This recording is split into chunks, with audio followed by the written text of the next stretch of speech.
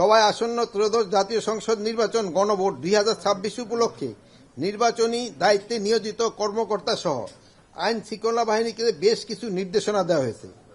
আপনারা জানেন, প্রশাসন ও আইন শৃঙ্খলা বাহিনী যদি জনগণের আস্থার জায়গায় দাঁড়াতে পারে তবে আইন প্রয়োগ করা সহজ হয়, আর যদি আস্থা হারায় তবে শক্তি দিয়েও শান্তি প্রতিষ্ঠা করা যায় না। সেই জন্য আইন শৃঙ্খলা বাহিনীকে জনগণের আস্থা অর্জনের নির্দেশনা দেওয়া হয়েছে। এক্ষেত্রে তারা যেন কখনো কোনো বেআইনি আদেশ, কোনো স্বার্থন্বেষী এজেন্ডা বা কোনো পক্ষপাতমূলক কর্মকাণ্ডে অংশ না নেয়। এমনকি ঊর্ধ্বতন কর্তৃপক্ষের অবৈধ বা বেআইনি আদেশ মানা যাবে না, সেই নির্দেশনা দেওয়া হয়েছে। আসন্ন জাতীয় সংসদ নির্বাচনে আইন শৃঙ্খলা বাহিনীকে মানবিক মূল্যবোধ এবং সততা, নৈতিকতা, দক্ষতা এবং বিচক্ষণতা ও পেশাদারিত্ব এবং মানবিকতা ও সেবাধর্মী মনোভাব নিয়ে কাজ করার নির্দেশনা দেওয়া হয়েছে। দেশপ্রেমের মহান ব্রত নিয়ে জননিরাপত্তা ও শৃঙ্খলা বজায় রাখতে সর্বোচ্চ ত্যাগ স্বীকার করতে হবে। সরকারি কর্মকর্তা হিসাবে শতভাগ নিরপেক্ষতার সঙ্গে দায়িত্ব পালন করতে হবে। এটা আমি আপনাদেরও অনুরোধ করব। তারা যেন কোনো প্রার্থী বা এজেন্টের নিকট থেকে কোনো প্রকার অনৈতিক বা অবৈধ আর্থিক সুবিধা গ্রহণ না করে, এমনকি দায়িত্ব পালনকালে তাদের কোনো প্রতিনিধির নিকট থেকে কোনো খাবারও যেন না গ্রহণ করে, সেই বিষয়ে নির্দেশনা দেওয়া হয়েছে। ভোটকেন্দ্রে কোনো প্রকার অনিয়ম বা বিশৃঙ্খলা সৃষ্টি হলে রিটার্নিং অফিসার, সহকারী রিটার্নিং অফিসার, প্রিজাইডিং অফিসারের পরামর্শ মোতাবেক আইন শৃঙ্খলা বাহিনীকে তা শক্ত হাতে দমন করতে হবে।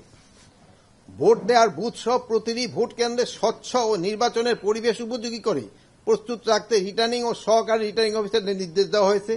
ভোট কেন্দ্রে যাওয়ার মূল রাস্তা মসৃণ ও যাতায়াত উপযোগীকরণ, ব্যালট বাক্স সহ নির্বাচনী সরঞ্জামের নিরাপত্তা নিশ্চিতকরণ, নির্বাচনী সামগ্রী যথাসময়ে ভোট কেন্দ্রে পৌঁছানো সহ নির্বাচন সংক্রান্ত প্রয়োজনীয় সকল প্রকার সহযোগিতা ও লজিস্টিক সাপোর্ট রিটার্নিং কর্মকর্তাদের নিশ্চিত করতে হবে।